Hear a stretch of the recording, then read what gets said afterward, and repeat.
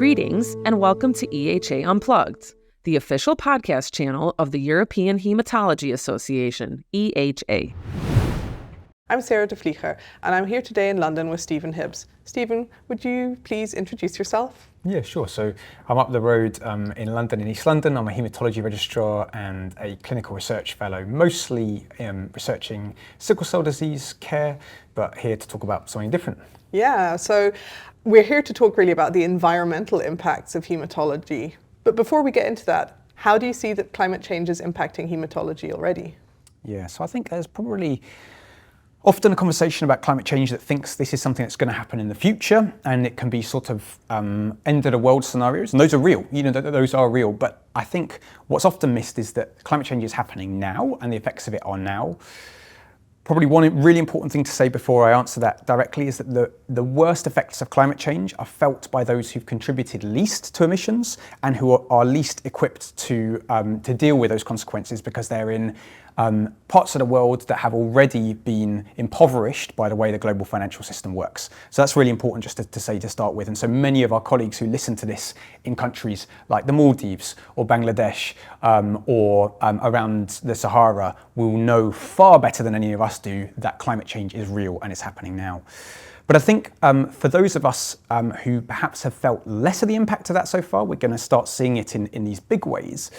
But perhaps it's just worth pointing out a few ways in which this is affecting specific parts of hematology practice. So I'll give a couple of examples. When we think about blood transfusion, one key part is to ensure blood safety, thinking about transfusion-transmitted infections. But something that we're seeing is that as climate changes, the vectors that spread particular diseases that can be transmitted in infections change. So West Nile virus is a good example of that. That's already changing. And we'll see more of this in the years to come. That's perhaps more of an obvious consequence, and so things as well like disruption to logistical lines or sort of mass casualty events from severe weather events. Those are the sort of obvious things. But I think there's going to be an awful lot of things that are less predictable as well. So one really good example of this, a paper published earlier this year in Lancet Planetary Health, showed that mothers who are exposed to extreme heat in the first trimester of pregnancy, their children were significantly more likely to go on to develop acute lymphoblastic leukemia. Now, I could not have predicted that. That is not to me an obvious link, and I still don't think anyone fully understands what that is. But I think it's a good example of how, because systems are so interconnected, all of the planetary health of humans, but also animals, plants, every part of the planet is deeply interconnected, and we're going to see many, many ways in the coming decades in which hematology practices that we take for granted are going to be affected and disrupted by climate change. And you've been doing some research into the impact of hematology on climate change. Can you maybe sort of tell our audience what you've been looking into? Yeah, so just to give a bit of brief background, healthcare-related activities contribute 5% of global emissions. So of all CO2 emissions from anything in the world, 5% of it is related to healthcare. It's quite a big amount. And there's a method called life cycle assessment, which is looking at cradle-to-grave assessments of a particular practice or a particular item. So it's originally developed in construction, but it can be applied to healthcare activities. So if I start with what kind of inspired the work, and then I'll move on to transfusion. There's been some really practice-changing work looking at things like anesthetic gases and inhalers that showed that you could take an anesthetic gas that does exactly the same thing. So there's one called desflurane, does exactly the same thing as something called sevoflurane, but the first has 26 times the environmental impact of the second. And so the first has now been outlawed, reduced from practice, removed altogether, and sevoflurane is used instead. And the same with moving from one type of inhaler to another type. So we wanted to ask the question, well, what about in hematology practices? And specifically, we were looking at transfusions. Was there a sort of smoking gun that we could identify to say there's something about the way in which we're collecting or processing or giving blood transfusions that could quickly be changed and lead to a reduction in its impact? So we wanted to ask the questions, what is the impact of a blood transfusion on the environment in terms of its carbon emissions? And secondly, we wanted to ask the question, where along the cycle are those emissions generated and what can we do about it?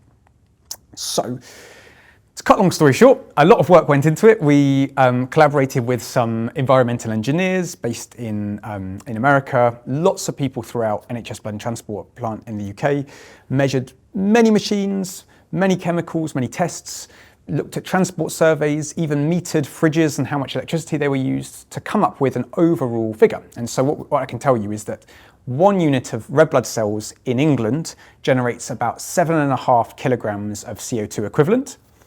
And most of that is transportation, refrigeration, and the plastic blood bags themselves. And you said that this is in England. Do you think that this is, can we extrapolate from this to other geographies as well? So I think there's a few factors that are going to change things in different places. So one is what the electricity generation mix is in that country. So the UK has actually moved a lot to things like wind energy, renewable energy, and so actually the amount of carbon that's used to generate electricity in the UK is quite small compared to a lot of other countries where it could be 2 or 3 times bigger. So that's one factor we've got to think about. Another is the distances involved. So if you're in a blood system, so your blood provider who's providing over a huge kind of rural area or area where there's just big distances, then it's going to go up there. And NHS Blood and Transplant, the England's blood provider, they've already done quite a lot of work to do things like move to an electrified transport fleet. And so I think all of those things mean that I expect that other blood providers might find that their red blood cells generate even more carbon. I guess another question here is, well, what is 7.5 kilograms of CO2 equivalent, right? Because we're not used to dealing with this particular unit. And I find it really hard to answer that question because depending on the answer I give you, it really sounds more or less significant. So I could tell you that it's about the equivalent of 100 COVID tests. Sounds quite a lot. You think, well, that's a decent amount. I could also tell you that it's an 8-ounce beef steak in a higher welfare cow, or that you'd, for one person going to an international hematology conference, so flying out to ASH or AABB or whatever, the amount of emissions generated by that trip is the same as 150 red blood cell transfusions. So what do you say? It's significant, but modest compared to some other things. I read somewhere that it's equivalent to about driving 40 kilometers in a petrol car. Right. Yeah. So what would you say to people who say, well, what's the harm in that? It's a life-saving procedure in many cases. Yeah. I mean, in no way is anything we're trying to do say we should use less blood on the basis of its environmental impact. I guess it's more saying, are there clear ways in which we can reduce now the impact that it does generate? I think when we think about the scale of one blood transfusion, it's not very much, but when we sort of scale that up to 1.3 million units transfused each year, it really does start to become a significant amount. And so any saving that can be made across that is significant. I think that some of the things actually might be quite practical, like modernizing fridges or consolidating things into one larger fridge rather than several smaller fridges is one quite practical thing that can be done now. We need to look at some of the plastic that's used in the blood bags that could improve things as well. But I think that the other thing here is that actually what this method shows us is that there's many other practices in hematology, transfusion and elsewhere, where we might also apply such a method.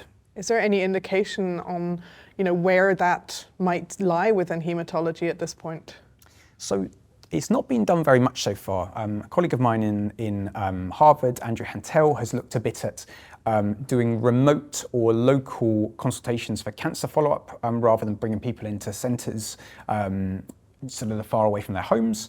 There's a little bit of work looking at things like full blood counts and basic other hematology tests. But I think there's some really important work to be done looking at things like anticoagulation strategies. There really might be quite significant carbon footprint there that we've not seen. I think when we think about transfusion, some of the frozen products we use, so if you put plasma in a freezer for 2 years, there's a huge amount of electricity generation and also refrigerant leakage there, where now we've got possibilities of things like freeze-dried products that don't need to be kept in a freezer that whole time. There really might be a significant saving there to make.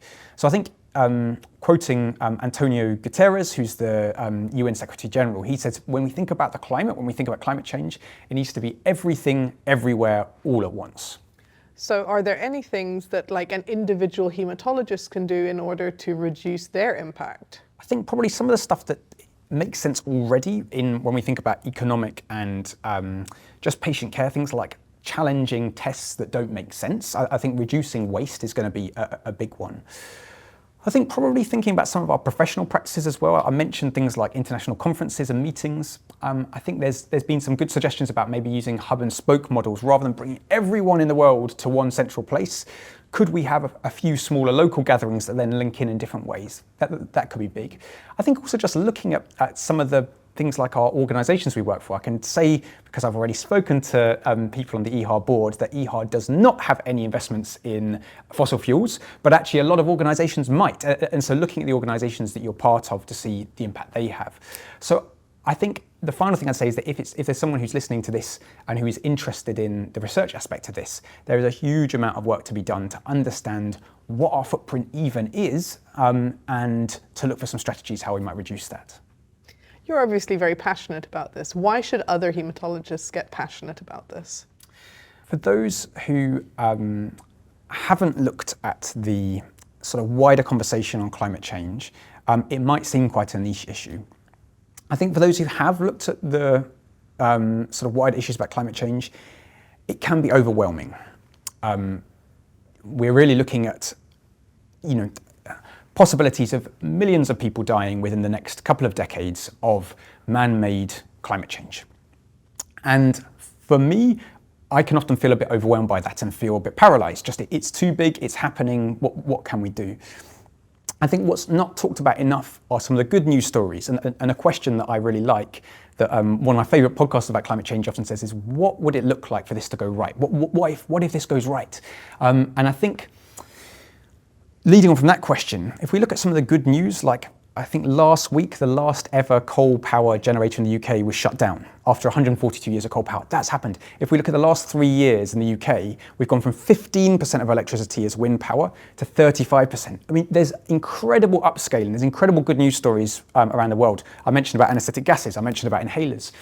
I think that it is possible. It might not happen. We might fail. We might face human extinction in the next decade, in the next century. That is a possibility. But I think part of the reason about being, about really trying to think about what we can do as hematologists is both about feeling like we've got some agency, some power in this, but also about, as Antonio Guterres says, being part of that everything, everywhere, all at once. Okay. Thank you very much. This is a very interesting conversation, and I implore our listeners to have a look into this in their own time and look up some of the research and the position papers that have already been published on this. Thank you, Stephen, for being here with us today, and tune in for the next episode of EHA Unplugged.